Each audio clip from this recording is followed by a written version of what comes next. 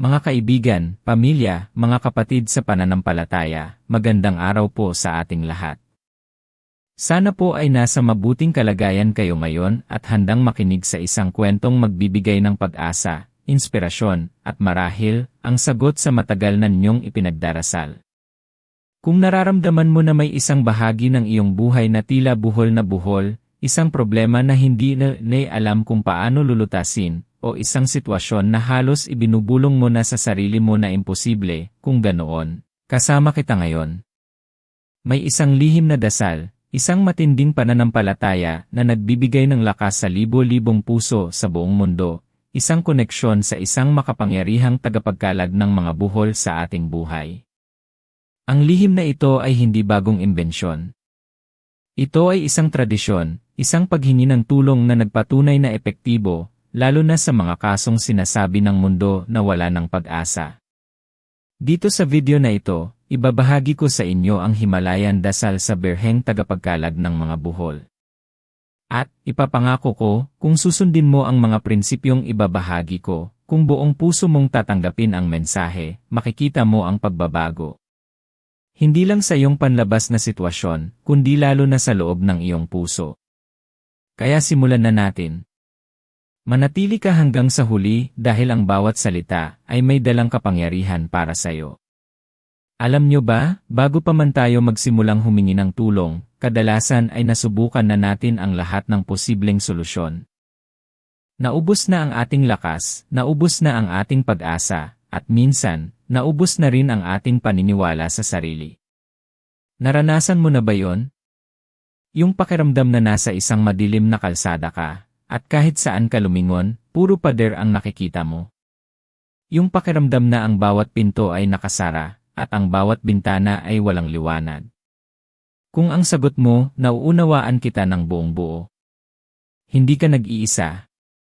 Maraming tao ang nakakaranas ng ganitong pakiramdam.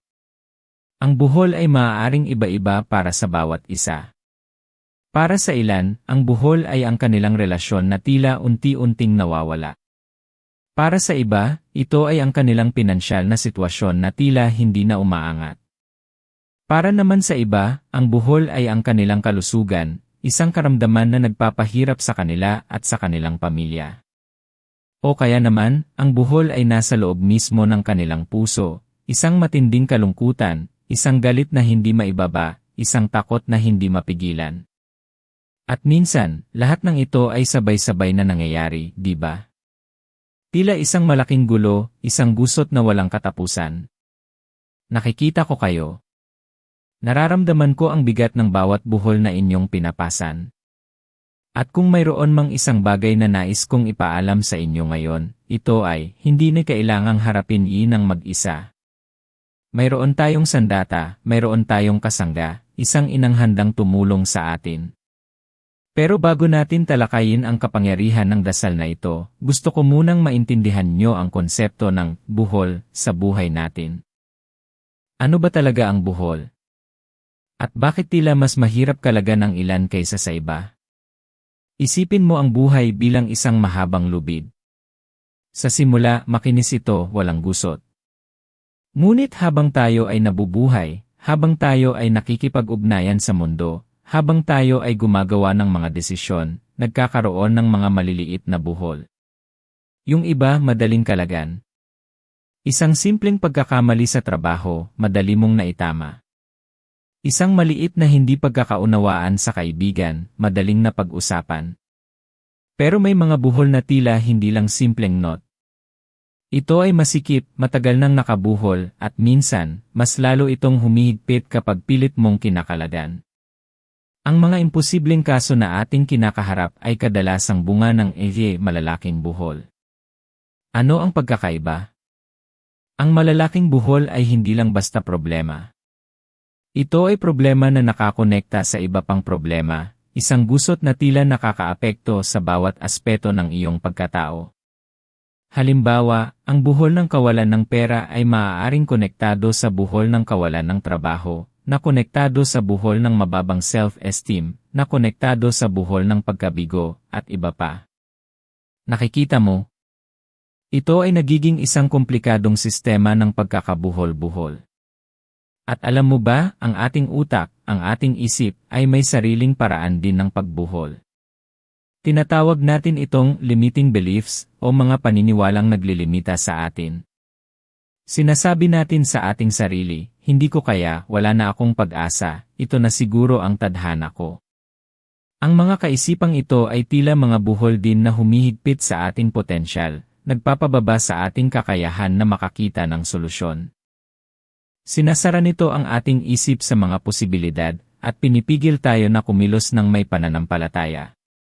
Kaya nga, mahalaga na maunawaan natin na ang pagkalag ng buhol ay hindi lang tungkol sa pagresolba ng problema sa labas. Ito ay tungkol din sa pagkalag ng mga buhol sa loob ng ating isip at puso.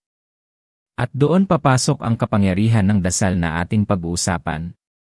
Pero bago tayo magpatuloy, gusto kong itanong sa'yo, ano ang pinakamalaking buhol na bumabagabag sa'yo ngayon? Isipin mo iyan, hawakan mo iyan sa iyong isip. Dahil sa dulo ng video na ito, hahanapin natin ang paraan para unti-unting kalagan iyan. Ito ay isang proseso at simula ito ngayon. Narinig mo na ba ang kasaysayan ng birheng tagapagkalag ng mga buhol? Ito ay isang debosyon na nagsimula pa noong ika-17 siglo sa Alemanya, sa isang simbahan doon. May isang pamilya na nasa matinding problema, na ang mag-asawa ay nasa bingit ng paghihiwalay. Sa kanilang desperasyon, lumapit sila sa isang pari, at ang pari ay nagmungkahi na ipanalangin nila sa mahal na birhen ang kanilang mga problema, na parang mga buhol na kailangan kalagan. Ang kanilang kasal ay nasa matinding pagsubok, puno ng mga gusot at hindi pagkakaunawaan.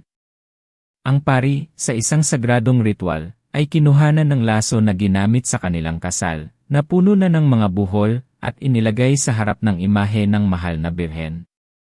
Habang nagdarasal sila, nagkaroon ng milagro. Unti-unting kumalas ang mga buhol sa laso. At hindi lang iyon, ang kanilang kasal ay naisalba. Ito ay naging isang patunay na walang buhol na hindi kayang kalagan ng ating mahal na ina. Ang kwentong ito ay hindi lang basta kwento. Ito ay isang paalala na ang pananampalataya ay may kapangyarihang lumampas sa lohika at rason. At ang debosyon sa birheng tagapagkalag ng mga buhol ay lumaganap sa buong mundo, lalo na nang ipopularisa ito ni Pope Francis noong siya pa ay isang arsobispo sa Argentina. Libo-libo na ang nagpatunay sa bisa ng dasal na ito, sa pagiging epektibo nito sa pagharap sa mga imposibleng sitwasyon. Kaya nga, ang pag-aaral natin ngayon ay hindi lang basta teorya. Ito ay mayroong malalim na ugat sa kasaysayan ng pananampalataya at sa mga karanasan ng maraming tao. Pero, hindi lang ito tungkol sa pagdarasal ng isang dasal na paulit-ulit. Ito ay tungkol sa pag-unawa sa neurosiyensya at psikolohiya sa likod ng pananampalataya at pagbabago. Ano ang ibig kong sabihin? Kapag tayo ay nagdarasal, lalo na ng buong puso, mayroong nangyayaring pagbabago sa ating utak. Ang ating utak ay hindi lang basta isang makina, ito ay isang kahanga-hangang biyaya na kayang mag-adapt at magbago. Kapag tayo ay nagdarasal, lalo na kung mayroon tayong malalim na emosyon, mayroong release ng mga neurotransmitters tulad ng dopamine at oxytocin. Ang dopamine ay nagbibigay sa atin ng pakiramdam ng reward at motibasyon. Kapag nagdarasal tayo at nararamdaman natin ang pag-asa, o nakikita natin ang maliliit na senyales ng pagbabago, nagbibigay ito ng dopamine hit sa ating utak, na nagpapalakas ng ating pagnanais na ipagpatuloy ang pagdarasal at ang paghanap ng solusyon. Ito ay nagiging isang positibong cycle. Samantala, ang oxytocin ay ang love hormone o bonding hormone. Kapag nararamdaman natin ang koneksyon sa Diyos, sa mahal na birhen, o sa isang komunidad ng pananampalataya, nagbibigay ito ng pakiramdam ng seguridad, pagtitiwala, at pagmamahal. Ito ang nagpaparamdam sa atin na hindi tayo nag-iisa, na mayroon tayong kasangga sa bawat laban. At ano naman ang papel ng storytelling sa lahat ng ito? Kapag nakakarinig tayo ng mga kwento ng pagbabago, ng mga himala, ng mga imposibleng kaso na nalutas, ang ating utak ay gumagawa ng isang bagay na tinatawag nating mirror neurons.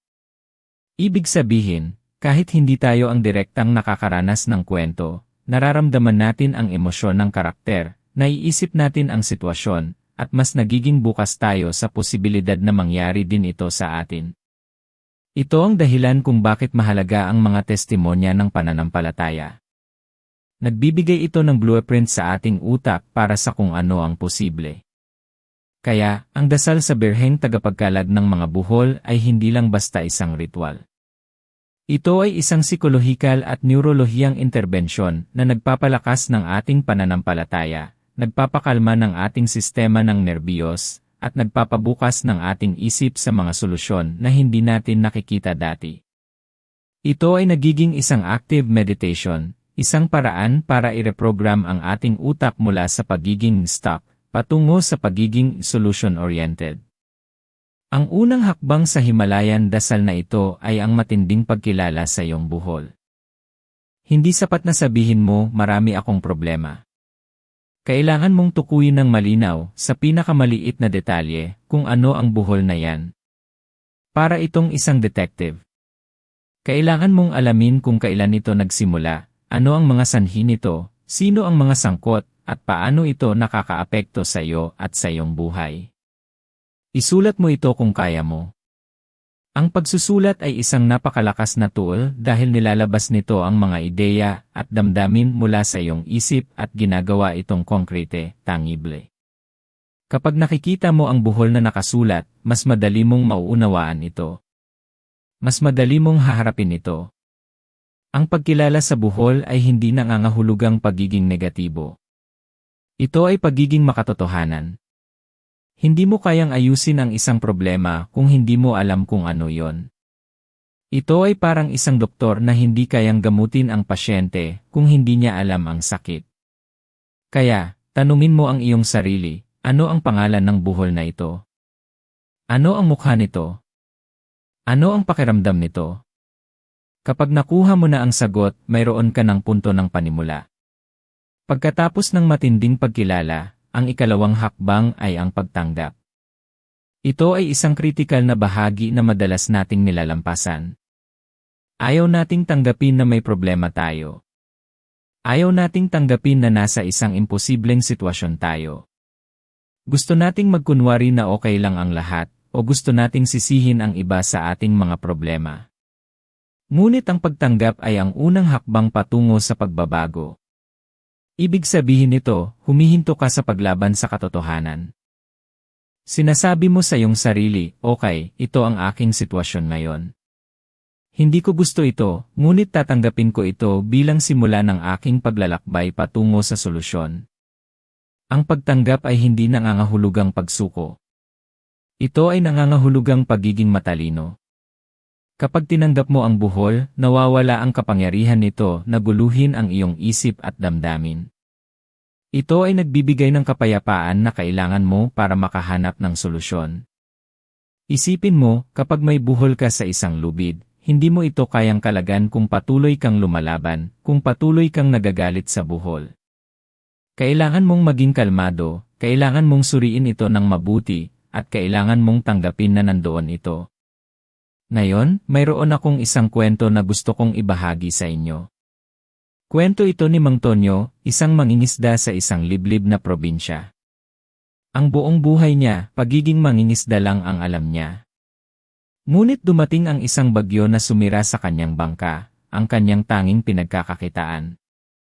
Sa edad niya na 50 at wala na siyang ibang alam gawin, naramdaman niya na tila buhol na buhol ang kanyang buhay. Imposible na para sa kanya ang bumangon muli.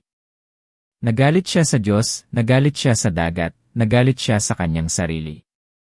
Ayaw niyang tanggapin na nawala ang lahat. Ngunit isang araw, habang nakaupo siya sa tabing dagat, nakarinig siya ng isang matandang babae na nagdadasal sa Birheng Maria. Hindi siya relihiyoso sa simula pero na-curious siya. Lumapit siya at narinig niya ang matandang babae na nagsasabi, "Mahal na ina, kalagan mo po ang buhol ng kawalan ng pag-asa sa aking puso. Kalagan mo po ang buhol ng takot sa aking kinabukasan." Naisip ni Mang Tonyo, buhol? Kawalan ng pag-asa. Ito ba ang nararamdaman ko? Sa unang pagkakataon, kinilala ni Mang Tonyo ang kanyang buhol, ang kanyang kawalan ng pag-asa, at ang kanyang pagkakakulong sa iisang paraan ng pamumuhay. At sa sumunod na araw, sa kauna-unahang pagkakataon, hindi siya nagalit. Tahimik lang siyang umupo at tinanggap niya ang katotohanan, wala na siyang bangka. Ito ang simula ng kanyang pagbabago. Hindi pa siya nagdarasal sa birheng tagapagkalag ng mga buhol noon, pero nagsimula na ang proseso sa kanyang puso. Ang pagkilala at pagtanggap ang pundasyon. Kapag nagawa mo na ang dalawang hakbang na yan, ang ikatlong hakbang ay ang matinding pananampalataya. Dito papasok ang kapangyarihan ng dasal. Ang pananampalataya ay hindi lang basta pag-asa. Ito ay isang matinding paniniwala na kahit hindi mo pa nakikita ang solusyon, alam mo na darating ito. Ito ay isang paniniwala na mayroon kang mas mataas na kapangyarihan na gumagabay sa'yo, na mayroon kang isang ina na handang makinig at tumulong. At dito, sa puntong ito, magsisimula tayong magdasal ng Himalayan dasal sa birheng tagapagkalag ng mga buhol. Pero bago tayo dumako sa aktwal na dasal, gusto kong i-emphasize na ang pananampalataya ay hindi isang one-time event. Ito ay isang proseso. May mga araw na malakas ang iyong pananampalataya, at may mga araw na nanghihina ka. At okay lang iyon. Ang mahalaga ay hindi ka sumusuko. Ang mahalaga ay patuloy kang lumalapit, patuloy kang nagdarasal, at patuloy kang naniniwala. Ito ang susi.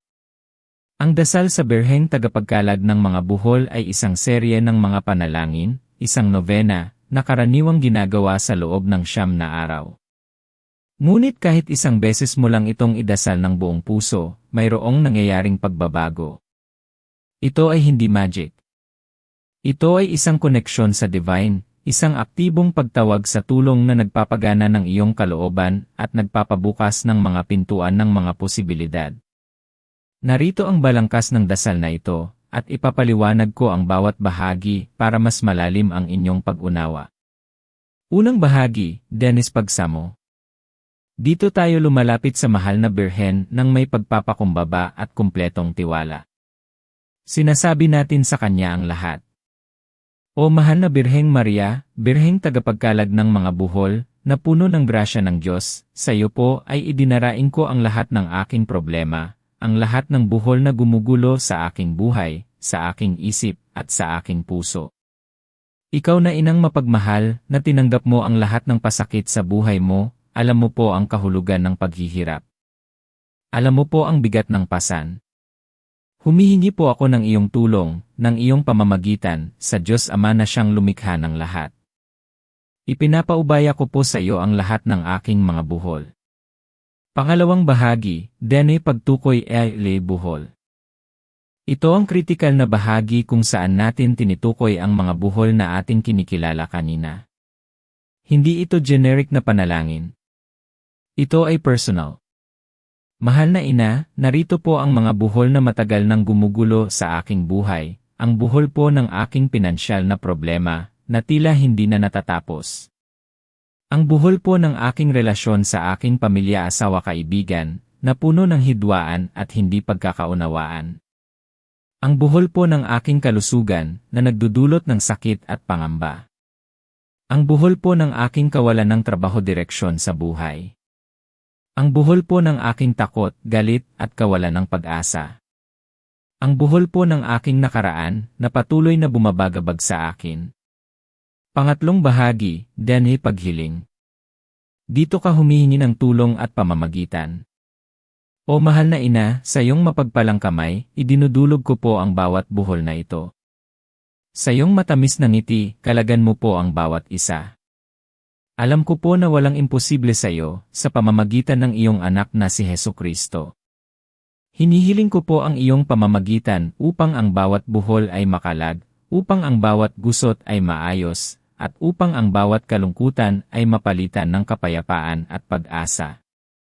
Hinihiling ko po na gabayan mo ako sa mga hakbang na dapat kong gawin, sa mga desisyon na dapat kong gawin, upang makatulong sa pagkalag ng mga buhol na ito. Ipakita mo po sa akin ang daan. Pang-apat na bahagi, Dene pagtitiwala, pasasalamat. Ito ang mahalagang bahagi na nagpapakita ng iyong kumpletong pananampalataya. Nagpapasalamat po ako, mahal na ina, dahil alam ko po na dinidinig mo ang aking panalangin. Nagtitiwala po ako sa iyong kapangyarihan at pagmamahal. Nagpapasalamat po ako sa mga biyayang ibinuhos mo na at sa mga biyayang ibubuhos mo pa. Amen. Ang dasal na ito ay hindi lang basta salita. Ito ay isang proseso ng paglabas ng iyong mga pasanin, pagkilala sa iyong mga kahinaan, at pagtitiwala sa isang kapangyarihang mas mataas kaysa sa iyo. Kapag nagdarasal ka, lalo na ng buong puso, isipin mo na inilalagay mo ang bawat buhol sa mga kamay ng Birheng Maria. Isipin mo na isa-isa niyang kinakalagan ang mga ito. Visualisahin mo. Ang pag-visualize ay isa ring napakalakas na tool na nagpapatibay ng iyong pananampalataya at nagpapalakas ng iyong koneksyon. Ngayon, balik tayo kay Mang Tonyo. Matapos niyang mapakinggan ang matandang babae, nagsimula siyang magdasal, kahit hindi niya gaanong alam ang dasal na iyon. Nagsimula siyang magdasal ng kanyang sariling bersyon, nagkukwento sa mahal na birhen ng kanyang mga problema. At alam niyo ba? Dahil sa pagkilala at pagtanggap niya sa kanyang buhol, at sa kanyang pananampalataya na mayroong magtutulong sa kanya, nagsimula siyang makakita ng mga solusyon. Hindi siya agad nagkaroon ng bagong bangka. Ngunit may isang kapitbahay na nag-alok sa kanya ng trabaho sa kanilang bukid, kahit hindi niya ito linya. Tinanggap niya. At doon niya nakilala ang iba pang mangingisda na nawalan din ng bangka, at nagtulungan sila upang makapagbuo ng isang bagong bangka, ng dahan-dahan. Ang buhol ay hindi agad nawala, ngunit unti-unti itong nakalad. Ang imposible ay naging posible dahil sa pananampalataya at pagkilos. Dito, mga kaibigan, gusto kong magbigay ng isang napakahalagang punto. Ang dasal ay hindi lang basta paghihintay ng himala. Ang dasal ay nagpapabukas ng ating puso at isip para makita ang mga himala na nasa paligid natin, at para kumilos tayo ng may pananampalataya. Ang Diyos at ang mahal na Birhen ay hindi lang nagbibigay ng isda, tinutulungan din nila tayong matutong mangisda, o mas tamang sabihin, tinutulungan nila tayong makita ang mga kailangan natin para mangisda. Kaya, habang ikaw ay nagdarasal, hayaan mong ang iyong pananampalataya ang maging gabay mo. Hayaan mong ang iyong pananampalataya ang maging lakas mo. At hayaan mong ang iyong pananampalataya ang magbukas ng iyong mga mata sa mga pagkakataon, sa mga tao, at sa mga ideya na makakatulong sa iyo. Ang mga pattern interrupts sa iyong buhay, yung mga biglaang pagbabago ng sitwasyon o kaisipan na tila hindi mo inaasahan, ay maaaring mga sagot na sa iyong panalangin. Minsan, akala natin ay masamang balita ang isang pangyayari, pero sa kalaunan, ito pala ang nagbukas ng daan para sa mas magandang oportunidad. Kaya maging mapagmasid ka. Para mas maging epektibo ang dasal na ito, kailangan din natin ang tinatawag na emotional anchoring. Ano ito? Ito ay ang pag-ugnay ng isang positibong emosyon sa dasal na ito. Sa tuwing magdarasal ka, isipin mo ang kapayapaan, ang pag-asa, ang pagmamahal na nararamdaman mo kapag nakakaramdam ka ng koneksyon sa divine. Hawakan mo ang isang rosaryo o isang maliit na rebulto ng Birhen. Ang physical object na iyan ay magiging ni-anchor mo.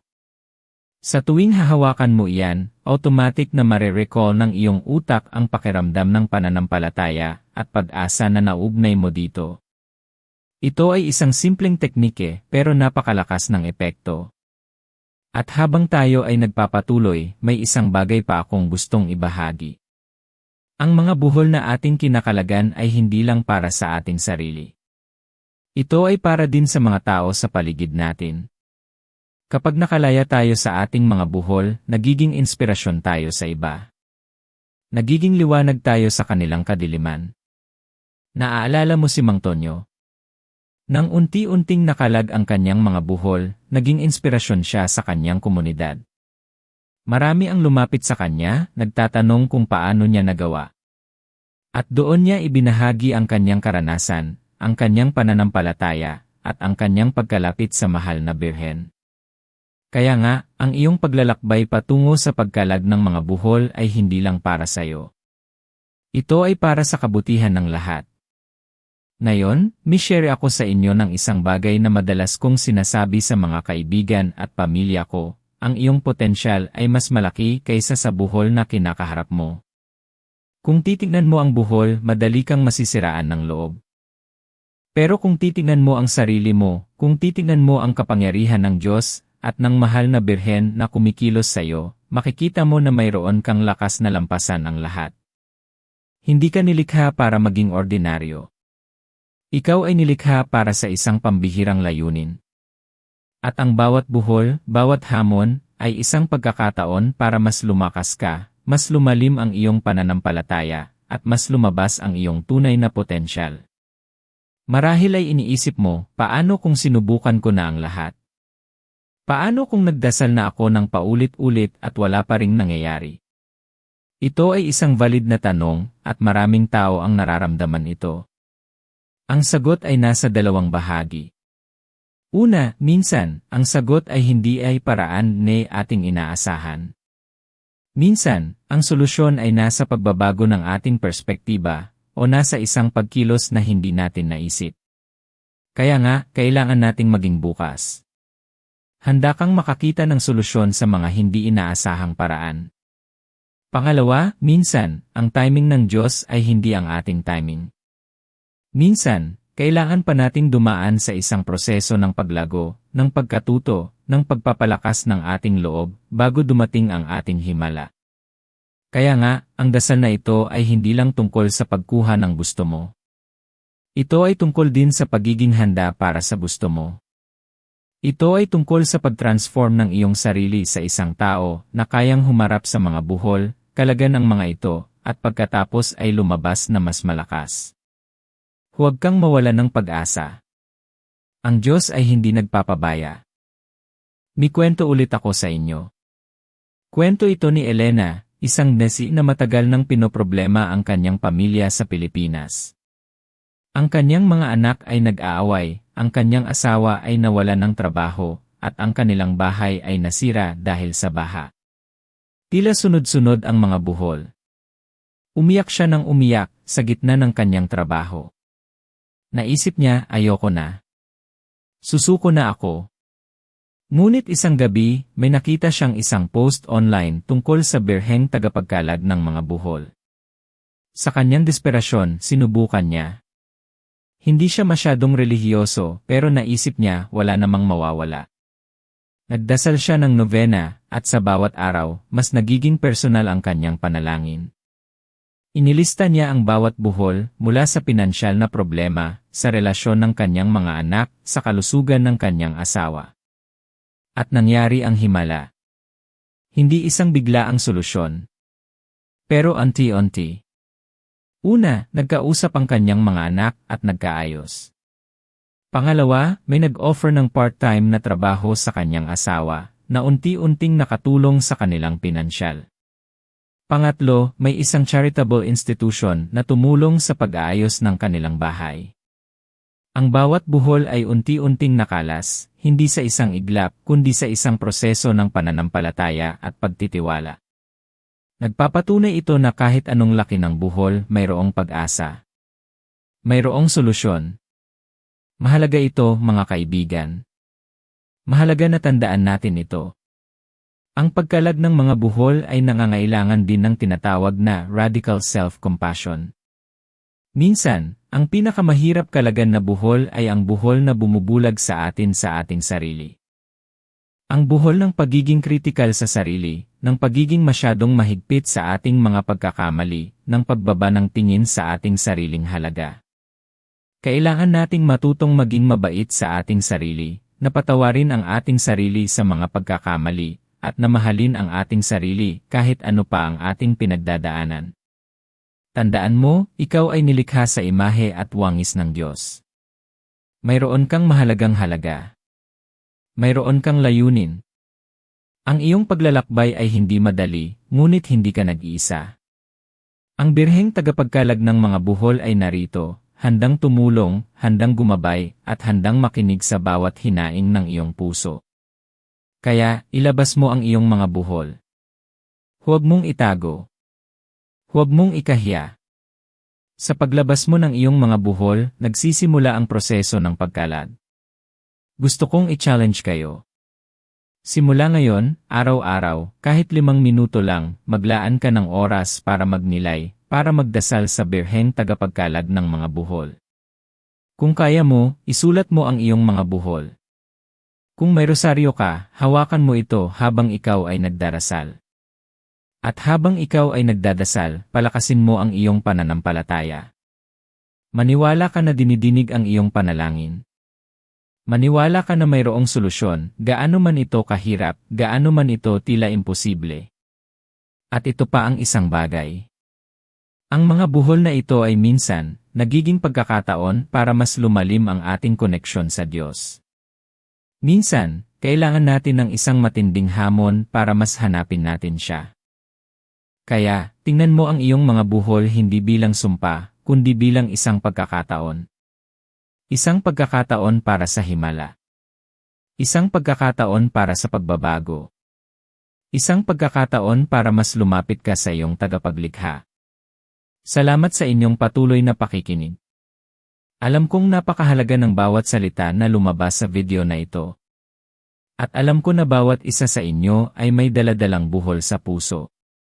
Kaya't bago natin tuluyang tapusin ang video na ito, gusto kong mag-iwan ng isang pangako. Ang iyong kwento ay hindi pa tapos. Ang iyong pinakamagandang bahagi ay hindi dumarating. Ang iyong lakas ay mas malaki kaysa sa iyong mga pagdududa. Ang iyong pag-asa ay mas maliwanag kaysa sa anumang kadiliman. May isang tao akong kilala, si Andrea. Maraming taon na siyang walang trabaho. Mayroon siyang napakalaking pamilya at wala siyang mahanap na matinong trabaho. Ang kanyang mga ipon ay unti-unting nauubos. Naramdaman niya na wala nang patutunguhan ang kanyang buhay. Nagsimula siyang magdasal sa Birheng tagapagkalag ng mga buhol araw-araw, humihingi ng trabaho. Sa kanyang panalangin, hindi lang siya humihingi ng trabaho, humihingi rin siya ng kapayapaan, ng lakas, at ng pagtitiwala.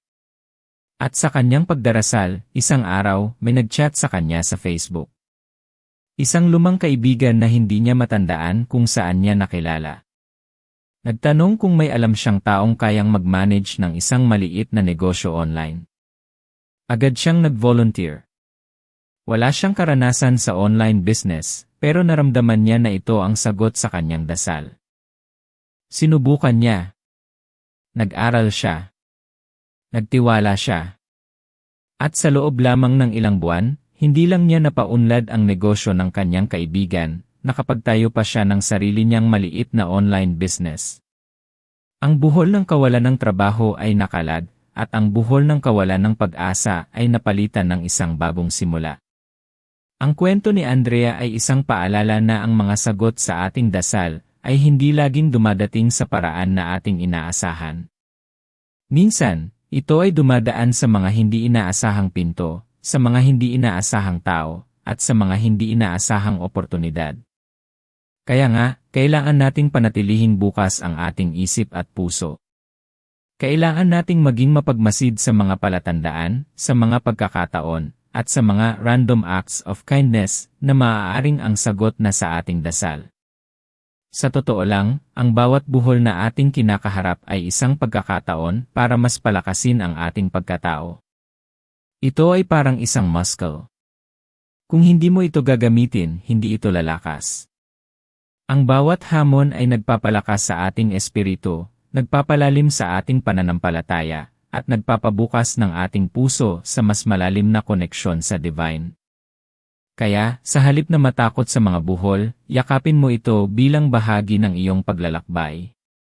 Isipin mo na ang bawat buhol na kinakalagan mo ay isang medalya ng karangalan, isang patunay na ikaw ay matatag, na ikaw ay may pananampalataya, at na ikaw ay kayang lampasan ang lahat. Mayroon tayong tinatawag na mental resilience. Ito ay ang kakayahan nating bumangon muli pagkatapos ng bawat pagsubok. At ang dasal na ito, ang debosyon sa Birheng tagapagkalag ng mga buhol, ay isang napakalakas na tool para palakasin ang iyong mental resilience. Kapag alam mong mayroong mas mataas na kapangyarihan na gumagabay sa'yo, mas madali kang bumangon. Mas madali kang maniwala na may pag-asa. Mas madali kang kumilos ng may tapang. Kaya, sa huling pagkakataon, gusto kong imbitahan kayo na lumapit sa birheng tagapagkalad ng mga buhol. Ilagay mo ang lahat ng iyong mga buhol sa kanyang mga kamay. Huwag kang mag-alala. Huwag kang matakot. Handa siyang tumulong.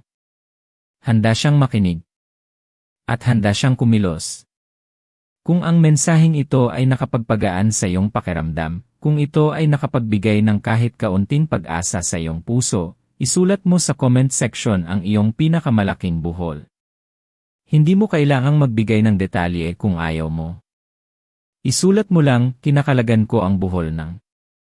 Ito ay isang affirmation, isang deklarasyon ng pananampalataya, at isang paraan para makapagbigay ng inspirasyon sa iba. At sabihin mo rin kung saan ka nanonood ngayon. Masaya akong malaman kung gaano kalaki ang ating pamilya dito na sama-samang nagdarasal at lumalago. Malaking tulong iyan para sa akin para makagawa pa ng mga mas nakaka-transform na content para sa ating lahat. Ngayon, ating pagtibayin ang ating pananampalataya sa pamamagitan ng isang panalangin. Handa ka na bang magdasal kasama ako? Huminga ka ng malalim. Ipikit mo ang iyong mga mata kung komportable ka. Ilagay mo ang iyong mga kamay sa iyong dibdib. At buksan mo ang iyong puso. Sa ngalan ng Ama, ng Anak, at ng Espiritu Santo. Amen. O mahal na Birheng Maria, aming inang mapagmahal, Birheng tagapagkalad ng mga buhol, lumalapit po kami sa iyo ngayon, nang may pagpapakumbaba at lubos na pagtitiwala. Ikaw na inang mapag-aruga, na nakaranas ng matinding pagsubok, alam mo po ang aming pinagdadaanan. Sa iyo po ay idinudulog namin ang lahat ng mga buhol sa aming buhay, ang mga gusot na tila imposibleng kalagan.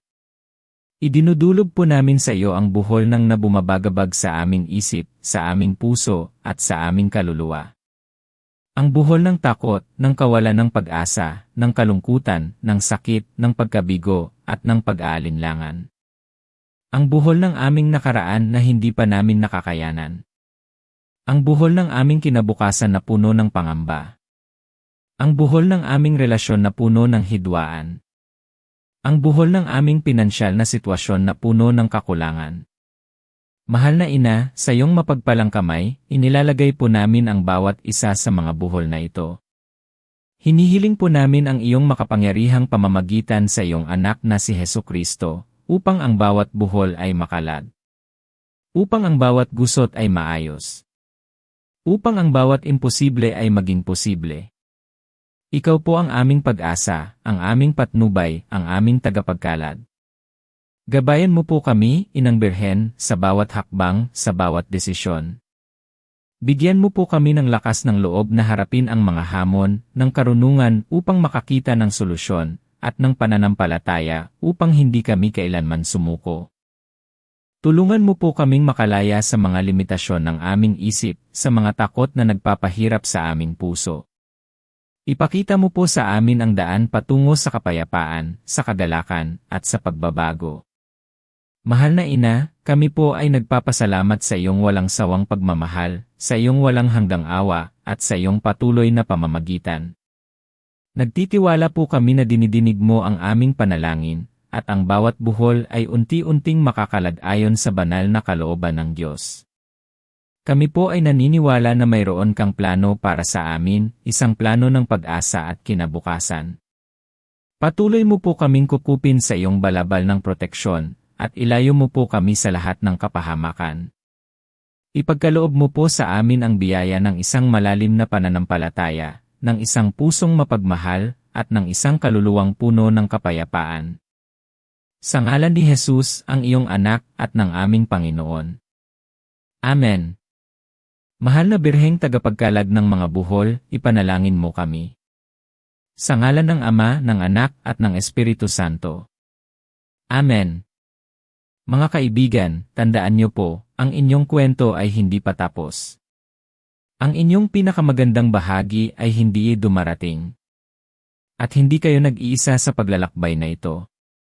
Patuloy tayong manalig, patuloy tayong magdasal, at patuloy tayong kumilos ng may pananampalataya. Kung gusto mong mas palalimin pa ang iyong pananampalataya at makatanggap ng mas marami pang mga mensaheng tulad nito, huwag kalimutang isubscribe ang channel na ito at i-click ang bell icon para lagi kang updated sa ating mga bagong upload. Marami pa tayong pag-uusapan tungkol sa pagpapalakas ng ating loob, pagpapalalim ng ating pananampalataya, at paghahanap ng mga solusyon sa mga hamon ng buhay. At kung mayroon kang kakilala, kaibigan, o pamilya na alam mong nangangailangan ng mensaheng ito, na may buhol na pinoproblema, paki-share po ang video na ito sa kanila.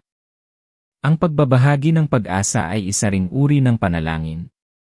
Maraming salamat po sa inyong oras. Patuloy po tayong maging instrumento ng pag-asa at pagmamahal sa mundo. Naway pagpalain kayo ng Diyos at gabayan ng mahal na birheng tagapagkalad ng mga buhol sa lahat ng oras. Hanggang sa muli nating pagkikita. Mahal ko kayong lahat.